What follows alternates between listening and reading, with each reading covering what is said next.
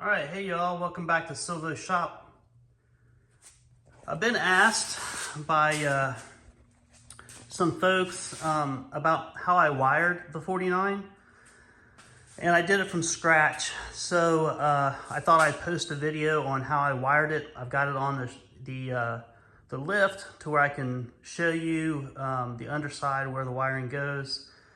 And they got everything set up, interior and also the under the hood as well, kind of set up for you so you can see this. If you like these videos from me and like to follow this 49 build, and just please like and subscribe. I'm not making any money on this. I just like to help folks out, and your like and your subscribe, I guess, makes me feel good anyway.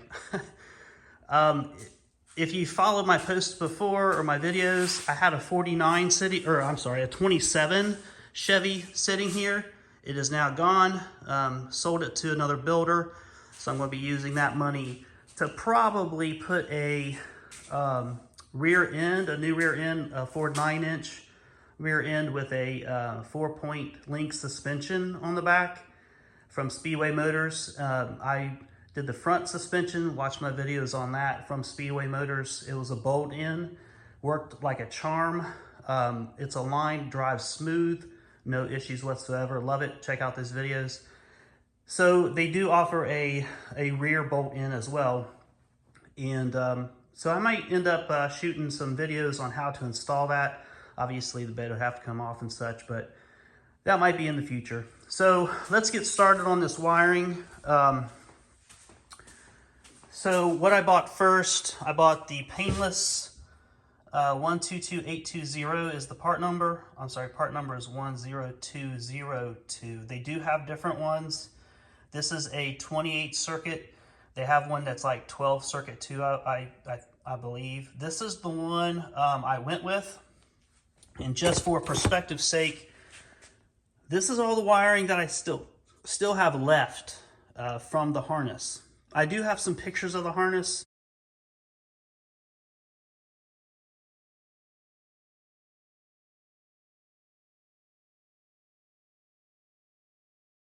They come with like a little kit of all the connectors. It's really a nice kit. Speaker wires in there. I didn't use any of that. I don't have a system or a radio in mine yet. There's all your connectors. It's a really nice setup. It comes very well sorted. The diagrams that it came with really is a painless system. The only really problem that I had, not really a problem, but just a little bit challenging for me, was the trinary switch wiring, because the AC unit that I installed, also watch the Vintage Air installs video series that I've got for this year of vehicle. But the trinary switch for the compressor, the controls up front, you know, coming all the way through to the battery and such, that was a little challenge for me. But it is what it is. And so since you've seen, let's see what other tools, some tools that I bought specifically for this, because hey, I got an excuse to get new tools. So I got a new set of dikes, which is really nice. These crimpers, actually I got this Klein Tools wire stripper, works excellent. I got this Titan, and what it does is it crimps your ends on your wires, and also this one does as well. It's a different kind of crimper, but they basically, I use this one for most all the connectors that I have. I got a small pair of dikes as well. What else did I get? Shrink wrap. You know, you'll need a bunch of shrink tubing for, you know, your connections and such. I use these religiously. I got these at Harbor Freight. They're really cheap, you know, and I got a lighter, you know, to heat those up. My connections, you know, I've got these. I used heat shrink wire connectors. I probably used the majority of the pink connections, which are the smaller connections. That's what I used the most. And then let's see what else. Oh, these connections I got all this off of Amazon. Let's see if I can get it open. So these are pretty cool because you can clamp them on a wire. And once you clamp it on the wire, there's an opening right there to take one of these ends and plug it into the side of the wire. So instead of splicing a wire, you can use one of these and see a little metal. When you clamp it down, it'll hit that wire within the shielding, and you can connect it by using one of these. Really, really cool. I also did some pinning on some connections because the steering column, specifically the steering column,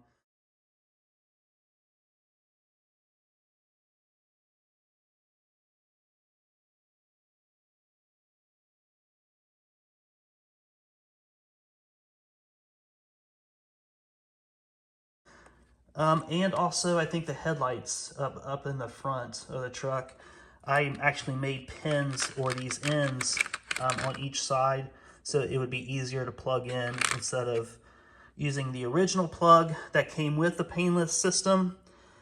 Typically those are, they're made for the GMs or Fords, whichever you purchase.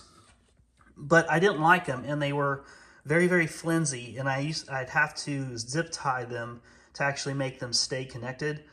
So I just cut them, and I used my own. Let's see. Zip ties, you're going to be using a ton of zip ties. All mine, I got these at Harbor Freight. They're cheap. I got all the different sizes to use to zip tie whatever I needed to zip tie at whatever time. I got colored ones if I wanted to, but I just stuck with black. I do have some extra wiring just if I had to, if I didn't have the wire long enough from the Painless, which that wasn't really the case. I did have some colored wiring here just in case. And I do want to show you this wire loom that I used because this stuff is great. I did not use any of the plastic, the plastic loom that comes that you can get at your Advance or O'Reilly's because I can't stand that stuff. But this is the stuff that I use. It's like a mesh, very, very easy to use to cover all your wiring needs. It comes in primarily 3 different sizes: quarter, half, and 3/4. So. And what you'll have to do is when you cut them, they do fray a little bit. So you just take a lighter and burn it. And then what I would do on the ends to keep it together is to zip tie each end, of the circuit that I'm running. I don't typically cover them until the wires are run completely, just because, and this is personal experience, you get all the wiring in the rear end done for your rear lights, your tail lights, and your gas tank, sender, and all that. And then you find you want something else back there, like the lighting for the license plate or something like that. And, yeah, you could splice it off of something else, but no, I'm doing this correctly and right. So that was the last thing I did, was cover the wiring.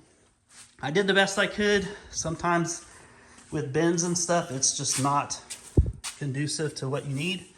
So let's go inside the truck. I'll show you a little bit around here. So this wire coming out of the cigarette lighter is my Phytech EFI unit. Love the thing. If you're still aspirating your engine, good luck to you. I've never had any luck with carburetors. So I put an EFI electronic fuel injection on this. Starts right up every single time. No issues whatsoever so far. So I spent, if you follow my other videos, you'll know that I welded 54 holes in this firewall.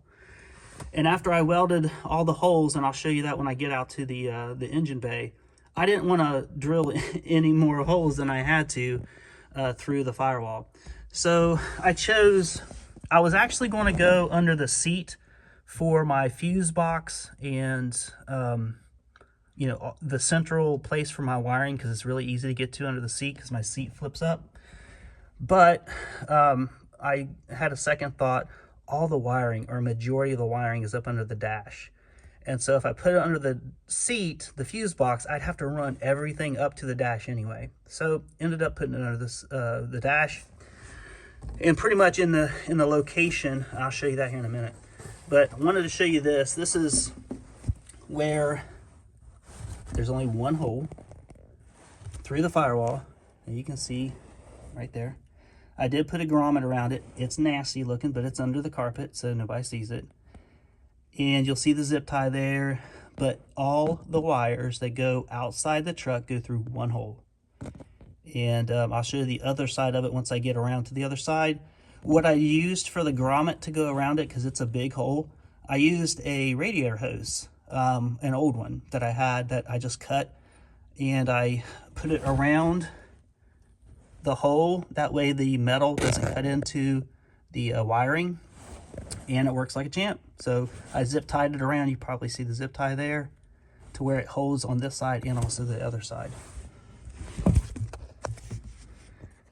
So this is the Dakota Digital control box. I mounted that on the firewall. Yeah, I know, more holes in the firewall, but I did really limit what I did.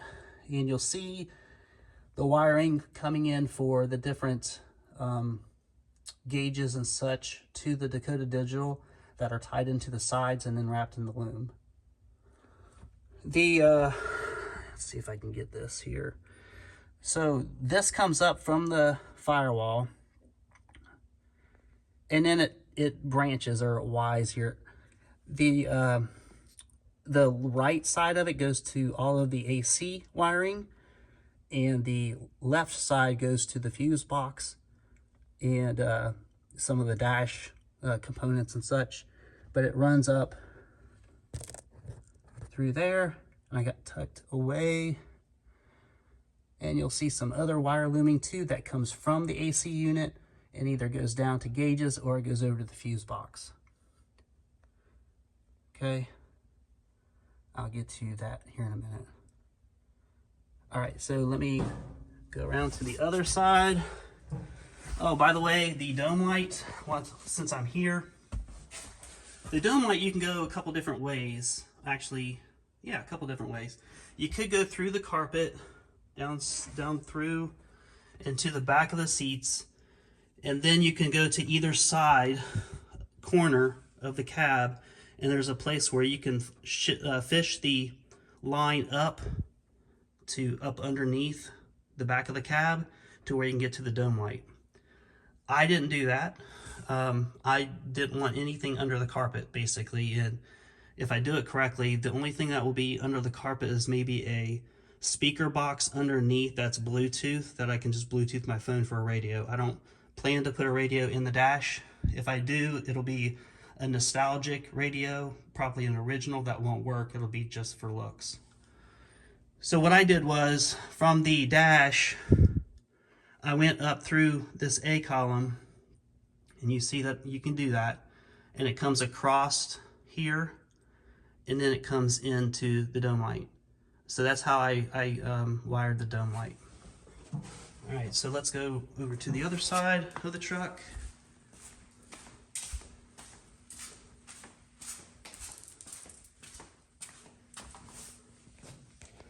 All right, and so here's the fuse box. Let's see if I can get that light better up in there.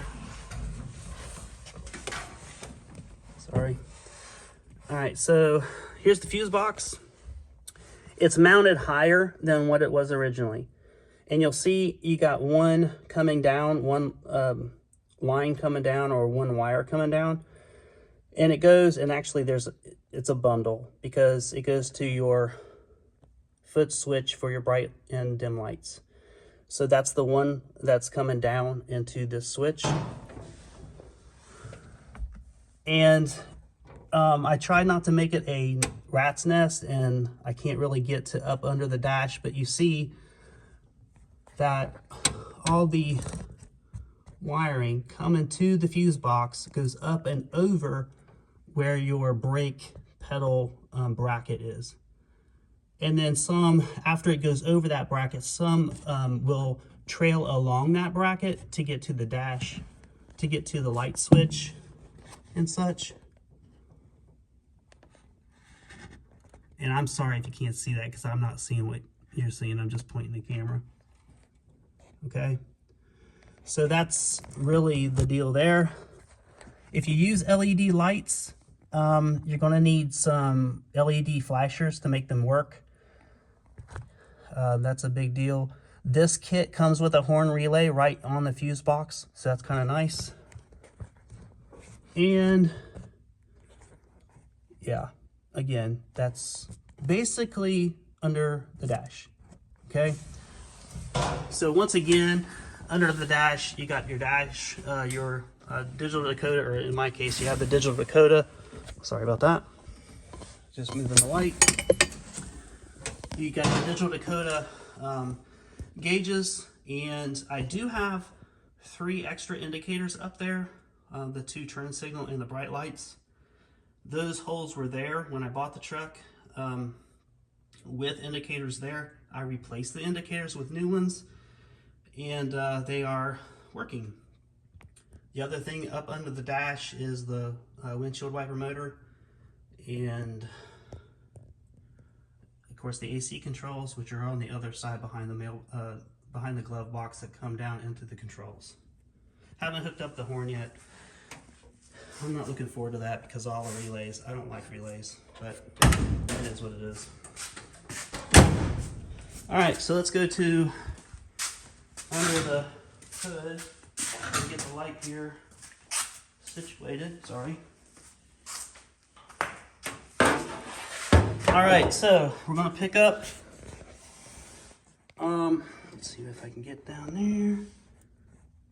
I'm trying to show you where maybe the other side would be better.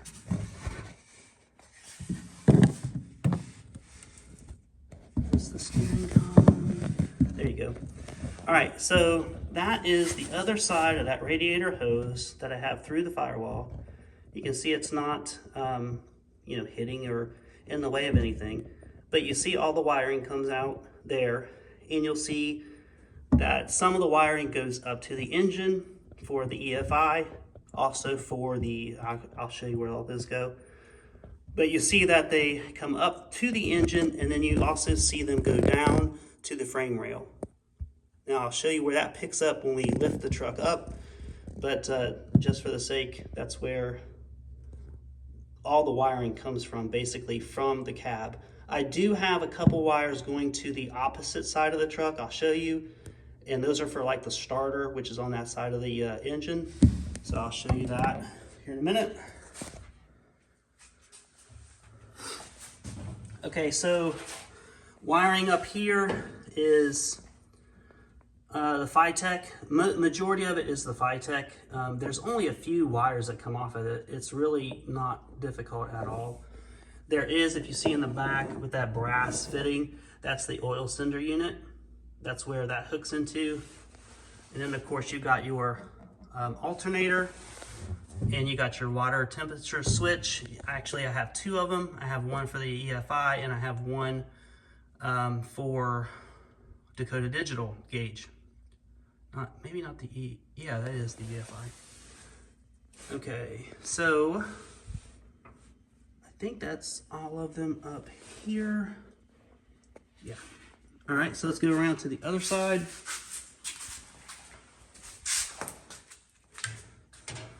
And here are some of those wiring that comes from the other side, from the dash. Again, and I'm gonna fix this at some time or change it. But currently, let me just show you, and I can show you better once we get under the truck, but there's the starter, and you got some wiring coming down to hook into different, there's a circuit breaker down there that is used for, well, again, I'll show you up underneath the truck. It's better, it's easier that way.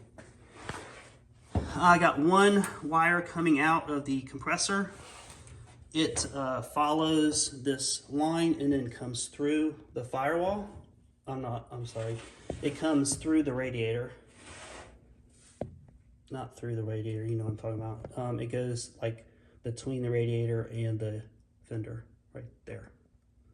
Also, you'll see wiring coming from the bottom of the radiator, and those are coming from the frame rail on the other side of the truck that are for the binary switch, headlights, those kind of things. Try to keep it simple. I didn't want really many wires that are in the grill area because it's just so difficult to get to. So your electrical fan obviously has a wire. Your trinary switch comes off the dryer for the AC. It's right there. And basically the headlights are going to go to the, well, I didn't bring the right side up here. Basically they go down the frame rail and go up into that headlight over there on the driver's side. And then the passenger side, they will travel through there. I did drill a hole in the fenders as I was putting it together to easily, you know, fish them through. I'll also show you that once the truck is lifted. And that is it for the top side of the truck.